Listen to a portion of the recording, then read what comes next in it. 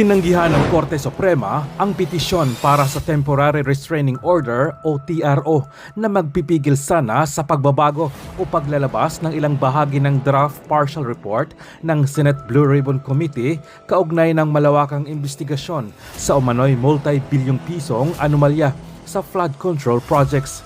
Sa halip na maglabas ng TRO, inatasan ng Korte Suprema ang komite na pinamumunuan noon ni Senador Panfilo Lacson na magsumite ng komento sa loob ng 15 araw kaugnay ng petisyong inihain ng mga abogadong sina Eldridge Marvin Asiron, si Kini Labastella at Purificacion Bartolome Bernabe.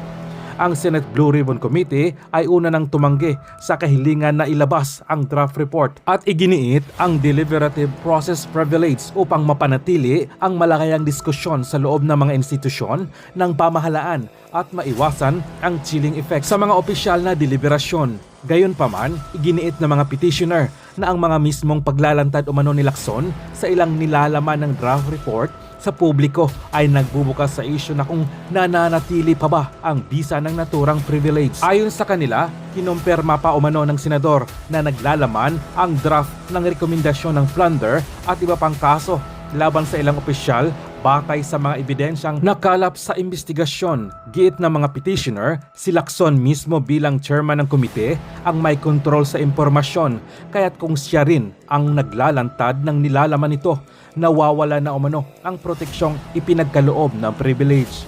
Binanggit din nila ang karapatan ng publiko sa impormasyon na nakasaad sa 1987 Constitution na nagsasabing may karapatan ang mamamayan sa mga usaping may pampublikong interest.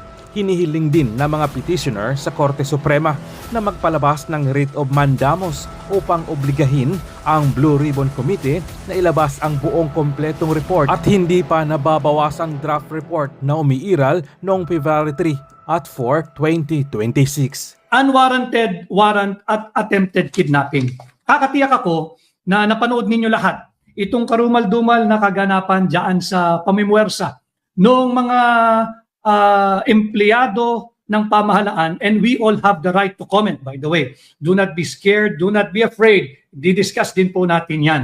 Sapagkat yung nangyari, nakakita tayo ng televised attempt to service or serve an unwarranted warrant. At televised din, napanood natin, napakarami, milyon-milyon, a televised attempted kidnapping. Right there mismo sa loob ng ating Senado. Unwarranted warrant. Simulan po natin sa unwarranted warrant. Unwarranted warrant, pag pinakinggan ninyo, it's a legal contradiction. We talk of a warrant that is unwarranted. Sa Tagalog pa, kontrapelo. Ano yung unwarranted warrant? Ibig sabihin lang po nito, mainit pinag-uusapan, iginigiit. Meron daw warrant of arrest ang ICC. Assuming for the sake of our podcast this morning na merong warrant ang ICC. Tanong, automatic ba na may bisa ang warrant na in-issue ng isang banyagang jurisdiksyon? Fundamental. Matagal nang pinag-uusapan, marami nang nagdiskurso, subalit hanggang ngayon ay hindi pa rin natutuldukan, nag-aantay pa rin tayo sa magiging pinal na hatol ng ating Korte Suprema. Unwarranted warrant, kontrapelo, a legal contradiction, but it refers to a warrant that is without legal justification.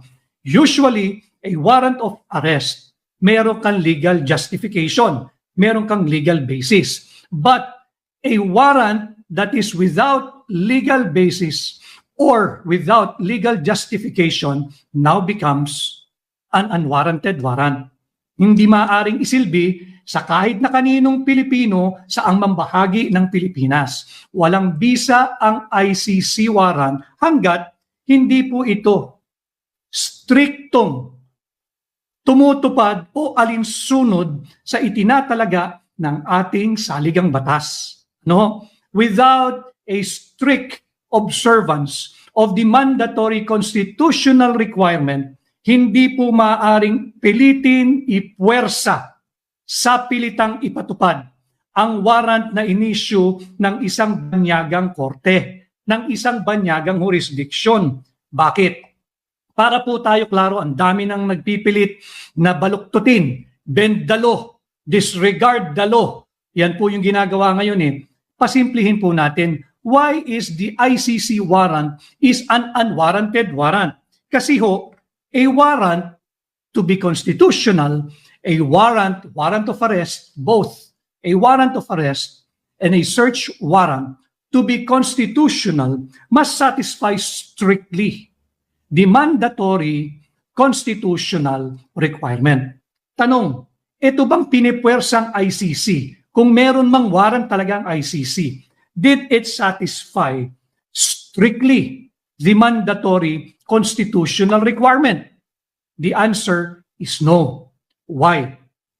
Punta po tayo sa ating saligang batas. Article 3, Section 2 of the Constitution. Para po hindi tayo malayo, basahin ko sa inyo verbatim. Ano yung Article 3, Section 2 of the Constitution?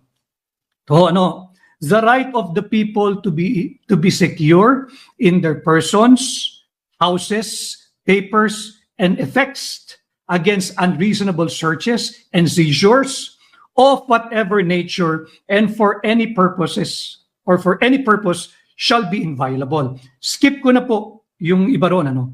Ito yung maimportante. No warrant of arrest. Malinaw po yun ha. No warrant of arrest shall issue except upon probable cause to be determined personally. Personally, nino? Ng ICC ba? Ng NBI ba? Ng PNP ba? Ng isang sibilyan na may hawak-hawak na warrant na nagtatangkang iserve ang warrant ba? Hindi ho. You just have to go back and visit Article 3, Section 2 of the Constitution. Ano pong sinasabi? And no warrant of arrest shall issue except upon probable cause to be determined personally by the judge. Judge, hindi po pulis, hindi po militar, hindi po NBI, hindi po yung mga traidor na kapwa natin Pilipino. Malinaw po ito by the judge after examination under oath or affirmation of the complainant and the witnesses that he or she may produce. Malinaw po yun. Napakalinaw po ng ating saligang batas doon. Kaya itong sinisikap nilang ipilit na iserve na warrant daw umano ng ICC, hindi po ito papasa doon sa fundamental requirement that a foreign warrant to be able to acquire authority, validity, and legitimacy, it must strictly comply with the mandatory constitutional requirement. And what is this constitutional mandatory constitutional requirement? You just have to go to Article 3, Section 2. Malinaw po dito. No warrant of arrest shall issue. Hindi raw po pwede at walang warrant of arrest ang mailalabas maliban na lamang kung ito ay na-examine, napag-aralan, nasuri, nabasa mismo ng isang hukom, lokal na hukom, MTC, RTC, Court of Appeal, Supreme Court, halimbawa, upon probable cause to be determined personally.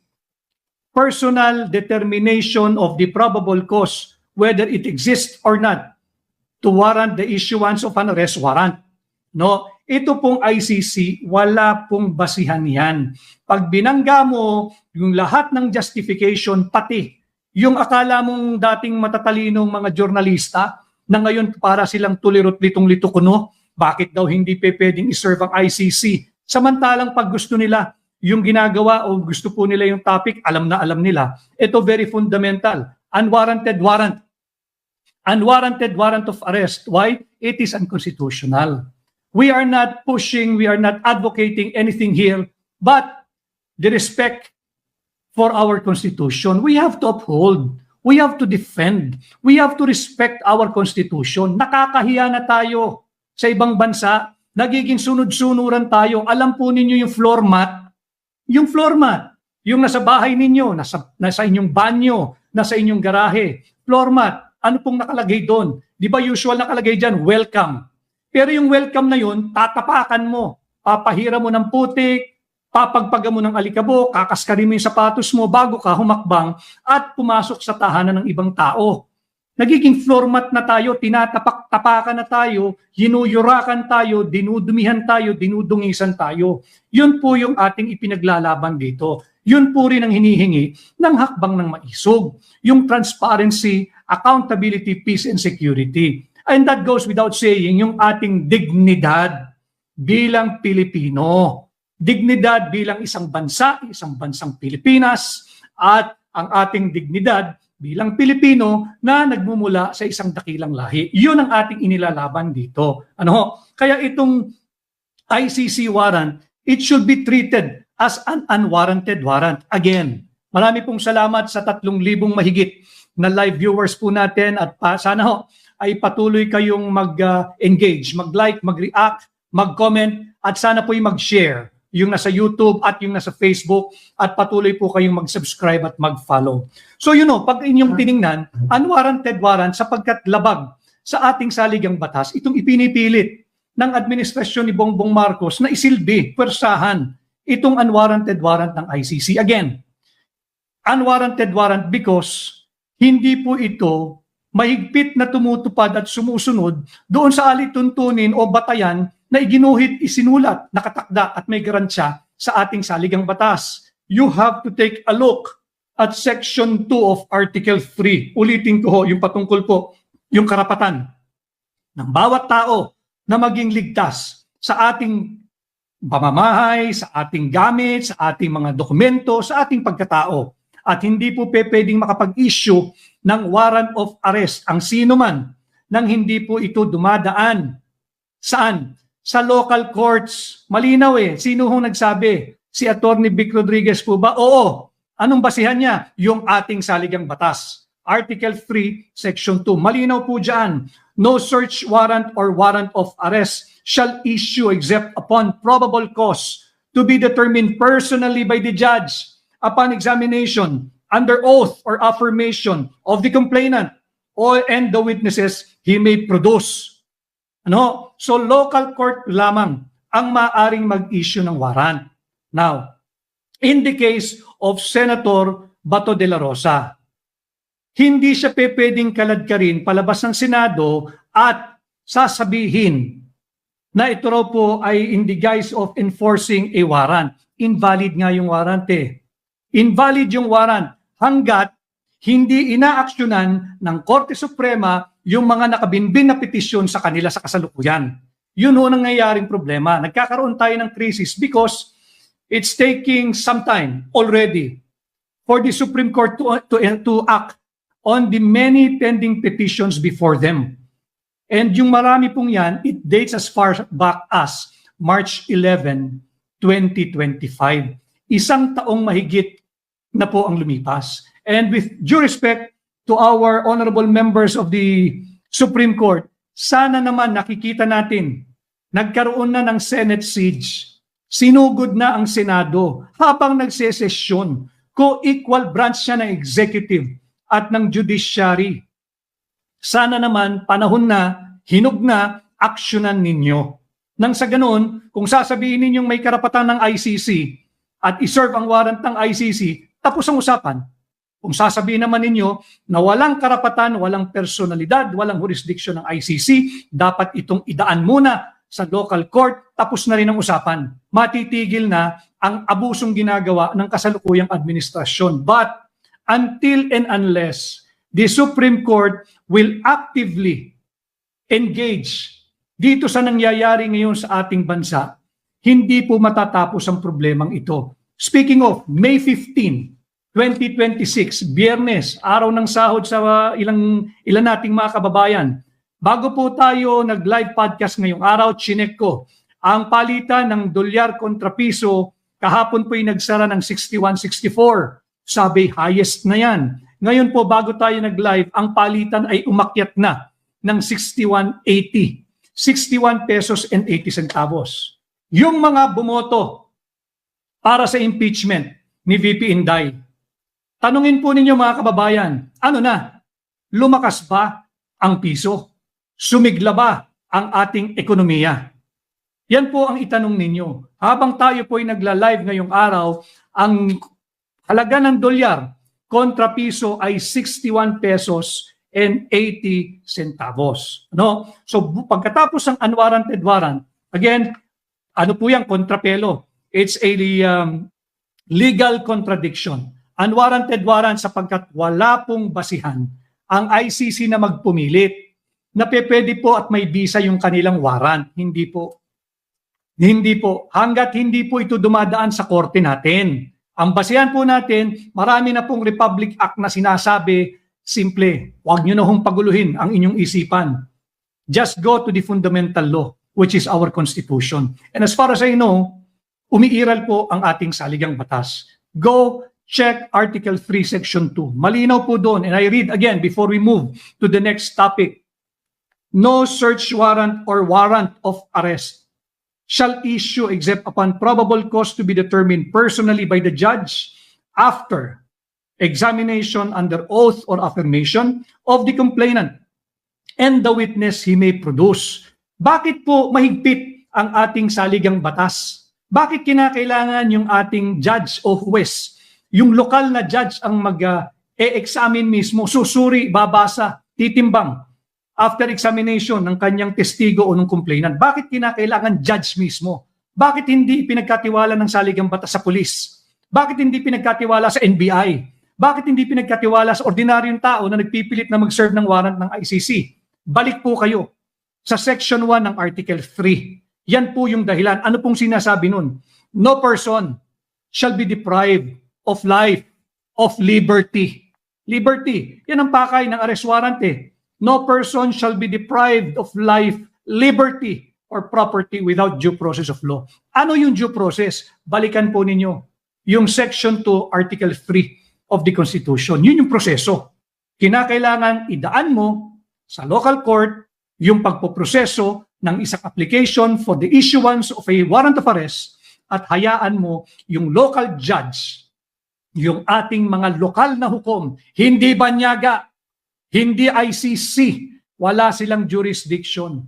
Huwag nating isuko ang ating soberanya at ang ating dignidad. Yun po yung topic natin nung last live natin. So yan po, unwarranted warrant. Tuloy po tayo dito sa attempted kidnapping. No? Para lang po hindi kayo matakot yung mga ibang media practitioner, whether mainstream media or social media influencers, ang lagi namang ginagamit dyan, yung naaabusong Article 154 of the Revised Penal Code. Ano po yung Article 154 of the Revised Penal Code? Yung ikinakaso. Hindi ko po kaibigan ito, although kilala ko para lang po lagyan natin ng tamang konteksto at maging objective tayo. Yung tanyag na media personality, whether traditional media siya before, hanggang ngayon yata, at social media, si Jay Sonsa, sama mo na si Eric Celis.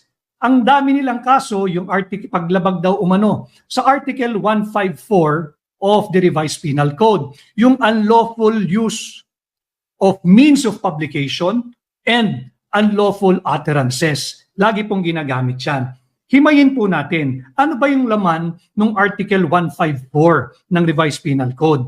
Ang pinagbabawal po rito, yung ikay nagpa-publish or causing to be published any false news which may endanger public order or cause damage to the interest or credit of the state. Number one. Pangalawa, yung encouraging disobedience to the law or to the constituted authorities or by praising, extolling, or justifying any act punished by law by the same means or by words, utterances, or speech. Bakit mahalagang banggitin ko ito?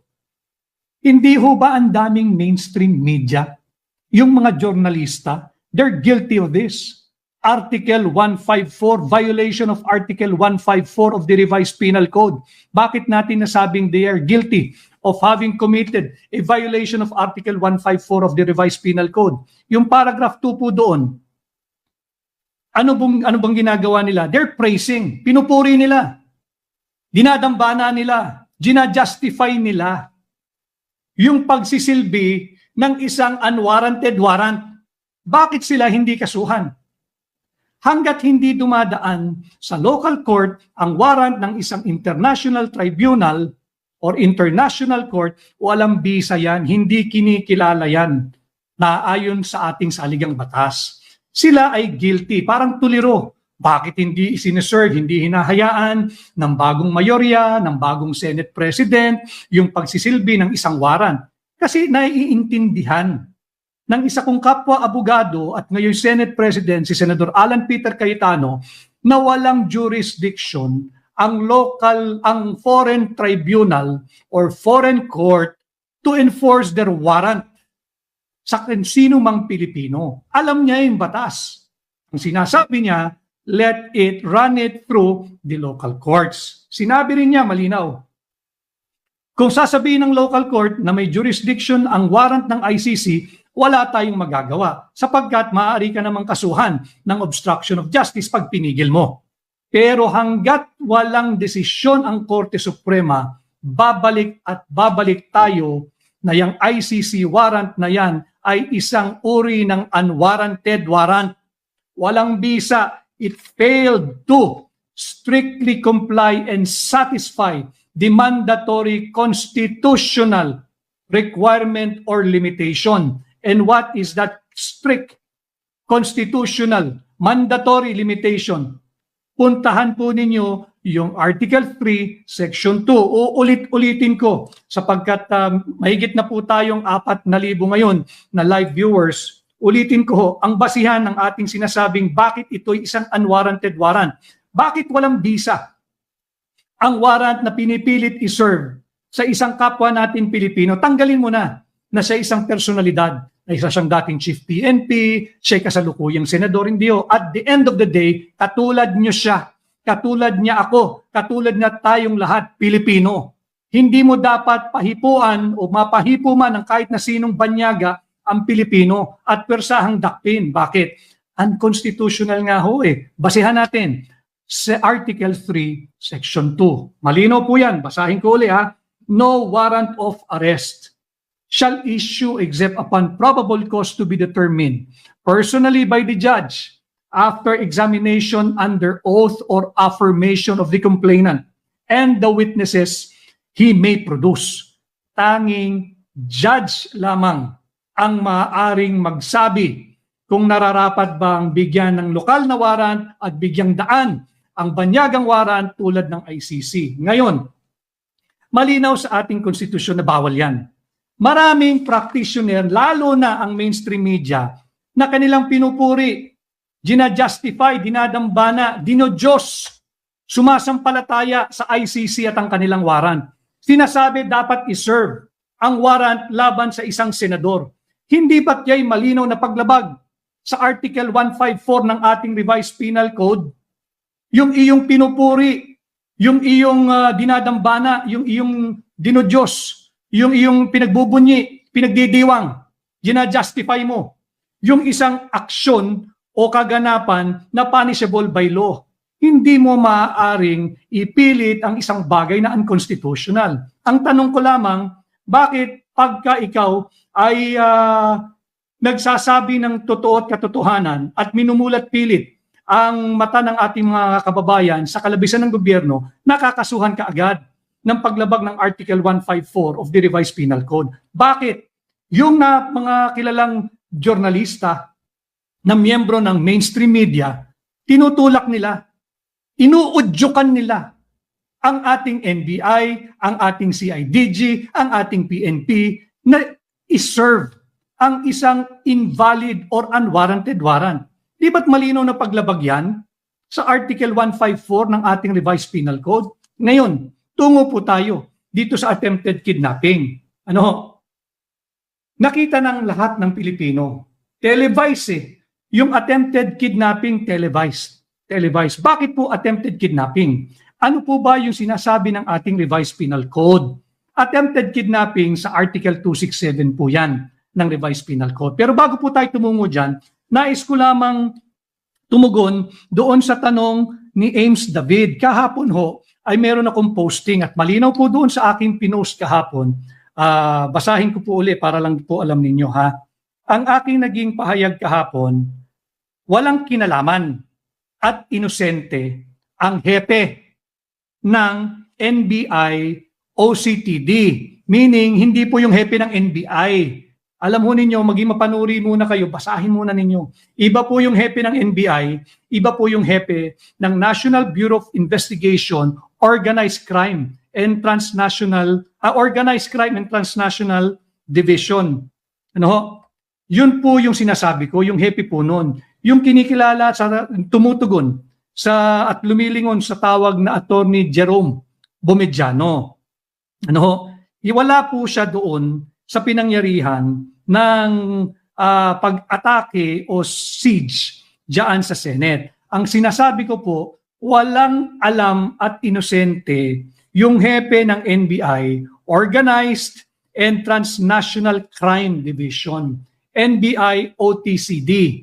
Walang kinalaman ang hepe ng NBI, Organized and Transnational Crime Division, na lumilingon sa pangalang Attorney Jerome Bomediano. Bakit po tayo nag-post ng ganon? Kagaya ko ng sinasabi ko, ang aking pong layunin ay maiangat ang antas ng pampublikong diskurso. Madagdagan ang inyong kaalaman at kamulatan. At hindi ho kinakailangan popular ang ating pag-uusapan dito, ang aking paninindigan, basta't doon tayo sa tama. Kaya ko po linahad yun, sapagkat meron ding lumabas noong Wednesday night, Friday na ho ngayon eh. Di ba Wednesday night, merong isang senador nagsasabi, nakusahan niya diretsyo, hayagan, na si Bongbong Marcos daw ang nag-utos mismo sa mga elemento ng NBI na dakpin at isilbi yung unwarranted warrant laban kay Senador Bato de la Rosa. Kahit pang sinong masaktan, wala siyang pakialam isilbi yung unwarranted warrant. Wednesday night. The following morning, may lumabas na papel, nagsisirculate sa social media, merong isang liham, address kay Bongbong Marcos, asking for the relief or essentially preventive suspension of 3 personalities in the NBI. Particular lang po tayo dito sa hepe ng Anti-Organized and Transnational Crime Division na si Attorney Jerome Bomediano. Kilala ko po kasi siyang personal. Isa po ito sa mga performing member ng National Bureau of Investigation. And I asked him, kamusta ka? Mukhang naiipit ka sa sitwasyong ito. Kaya ko lang po ilalabas ito bilang tugon sa tanong ni Ames David. Is it a statement? Yes. It is a statement and not meant as a sarcasm.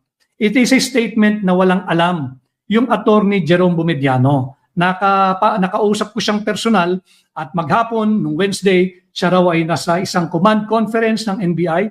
He was never near GSIS building or the Senate at wala siyang inutos na magsilbi ng arrest warrant laban kay Senador Bato. Linalagay lang po natin to be fair to everyone.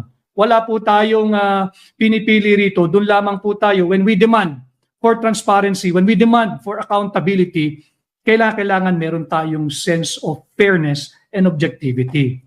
Sinasabi na hinihiling sa taong inakusahan na siya ang nag-utos mismo sa NBI na arestuin si Senador Bato by all means, at all costs, regardless kung sino masaktan, basta't isilbi yung unwarranted warrant. Bakit ka naman susulat the following day sa taong inakusahan mo na naging sanhi, naging punot dulo, naging ugat ng barilan diyan sa Senado? Di ba't ang marapat gawin, mag-file ka ng resolution at i-convene ninyo yung Blue Ribbon Committee, ipatawag, isubpina yung 3 taong tinatarget mong suspindihin. Bakit? You have to assert yung pagiging co-equal branch of government ninyo. Inassault na nga kayo sinugod na nga kayo ng co-equal branch ng executive department Susulat ka pa doon sa hepe ng ehekutibo asking for the relief ng mga miyembro ng executive branch.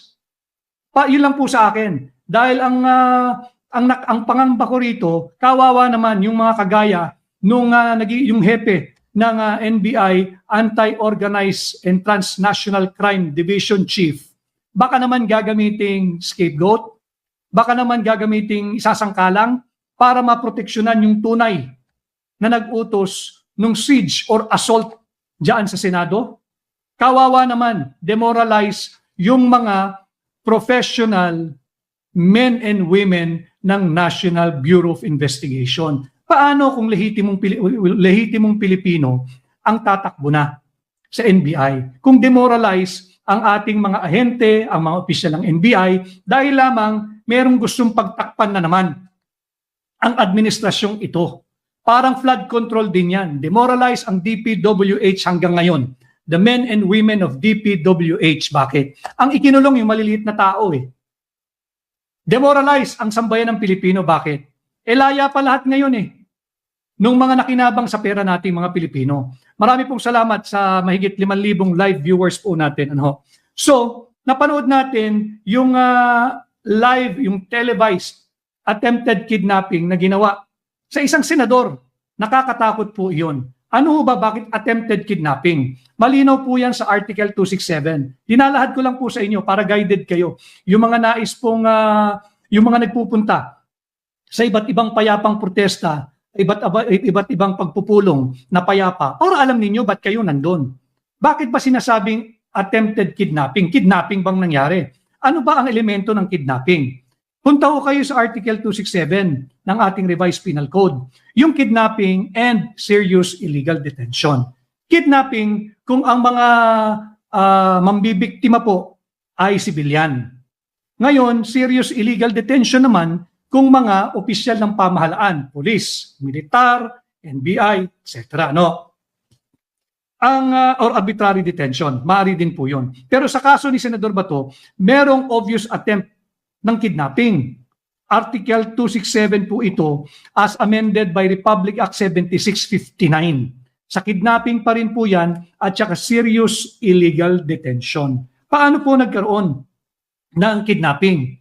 Hindi ho ba ang basis doon sa pagtatangkang pag-aresto sa kanya ay yung ICC warrant? Wala nga pong jurisdiction ng ICC. Walang jurisdiction. Pag walang jurisdiction, pareho lang po nito nung tissue paper na ito. Pareho lang po ang halaga ng tissue paper na ito pag siningahan mo, ginanon mo at itinapon mo. Ganon din po ang halaga lamang nung ICC warrant of arrest. Bakit? Wala pong bisa eh. Ngayon, pag hinabol mo, dinakma mo, itinulak mo sa sasakyan mo, sa van mo, ang isang tao in the guise of effecting an arrest on the basis of an unwarranted warrant of arrest, kidnapping po yan. Maaari pong mauwi ng serious illegal detention po yan. Bawal po yan, kidnapping po yan. Malinaw po yan. Ngayon ang tanong, yung mga hilaw na dilaw, tanungin po ninyo sila, is the ICC na kanilang dinadambana at dinodiyos ay higit na makapangyarihan sa 1987 Constitution? Tanungin po nyo yan. Diyan sa mga makakaliwa, diyan sa mga dilaw-dilawan, huwad na dilaw, mga abusadong nasa pamahalaan, is the ICC more supreme than the 1987 Constitution? Yung mga hilaw na dilaw, tanungin po nyo sila, higit bang makapangyarihan at nangingibabaw ang otoridad ng ICC laban sa tinatawag nating CORI Constitution? Tanungin po ninyo, you confront itong mga hilaw na dilaw. Dahil nagdidiwang sila, ipinipwersa nila gumawa ng mali ang NBI. Pinipwersa nilang gumawa ng mali ang CIDG. Pinipwersa nilang gumawa ng mali ang pamahalaan. Sa panong pamamaraan? Sa pamimwersa nila na iserve ang isang unwarranted warrant. Wala nga pong bisa yung warrant na yan. Nandyan po yan sa Article 3, Section 2 of our Constitution. Malinaw po iyan. Tanong, kung meron talagang warrant ang ICC, bakit hindi isumite sa lokal na korte? If they're very confident na mananaig ang bisa ng ICC warrant, bakit kinakailangang madaliin? Na kahit baluktutin mo na, pati ang ating saligang batas ay kanilang gagawin, masunod lamang ang dikta nang wala na sa lugar at baluktot na paninindigan na ng mga nasa pamahalaan. Bakit hindi isumiti? Sa lokal na korte, itong pinagyayabang pinagmamalaking ICC warrant, no? Para lang po alam nila na talagang kung may warrant, ipakita ninyo. Bakit? Karapatan din po natin yon. Nagbabarilan na sa Senado natin, pwede ba naman tayo hindi makialam? Senado na po iyon eh. Sentro na po yun ng simbolo na po rin yun ng demokrasya, being a co-equal branch of government. Nagbabarilan na, hindi pwedeng sabihin ng pamahalaan, wala kayong pakialam dyan. May pakialam kami. Bakit? Nagpuputukan na sa Senado eh. Yung mga tao doon, except for a few, ay sadyang binoto ng mamamayang Pilipino. Nagpuputukan na. May karapatan kami under Article 3, Section 7. Ano? Yung right to information on anything that involves public matter or public concern. May karapatan po tayo ron. Right of the people to information on matters of public concern. Article 3, Section 7. Malinaw po iyan. Kaya wag nating iwasan ang usaping ito. Going into the weekend, marami na po umuusok ang propaganda ng pamahalaan. Wag po tayong maniniwala at wag na naman itong mauuwi. Hindi pa naman nauuwi. Buhay uli. Buhay na buhay yung issue ng flood control corruption.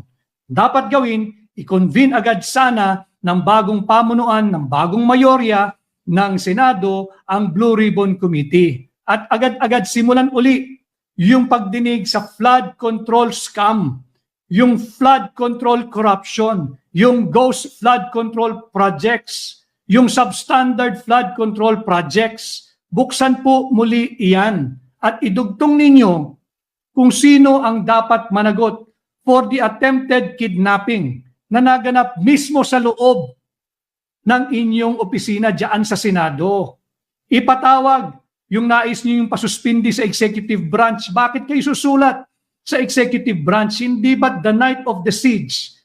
Sinasabi ninyo na mismo yung Bongbong Marcos ang nag-utos na arestuhin si Senador Bato.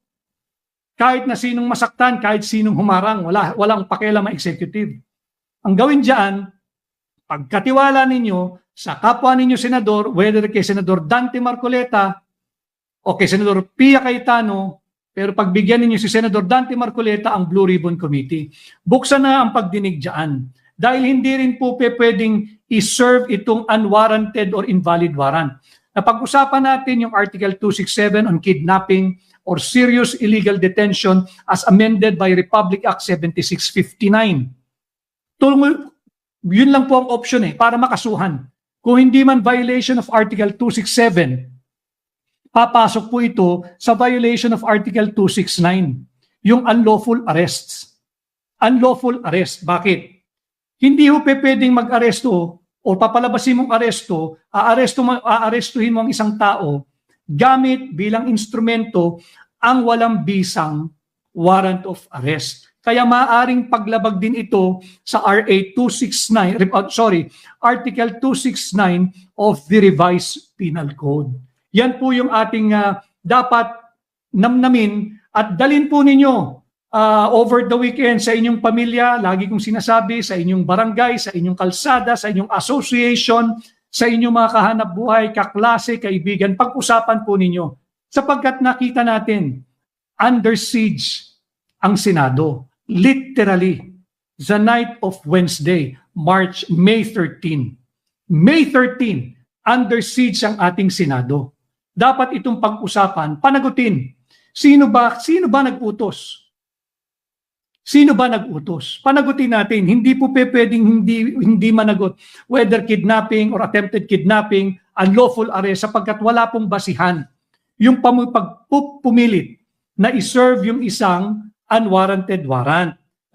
Sapagkat doon po sa unlawful arrest, ang elemento po nun, nais arestuhin ng isang tao, halimbawa si Senador Bato. Pangalawa, ang layunin nung gustong mag-aresto ay dalhin si Senador Bato sa proper authority or authorities. Tanong, proper authority ba ang ICC? Kasi ang ginagawa nila, ang ini-invoke nilang jurisdiction o basihan ng pag-aresto ICC. ICC, walang jurisdiction sa Pilipinas.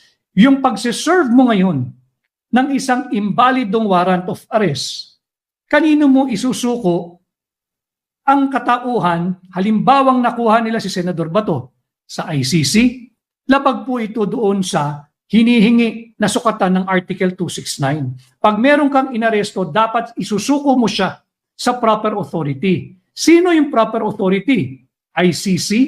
Hindi ba't napag-usapan natin walang jurisdiction ang ICC dito? Babalik tayo doon sa mga kasamahan natin diyan sa media, whether mainstream media or social media. Di ba ang media tinatawag na fourth estate?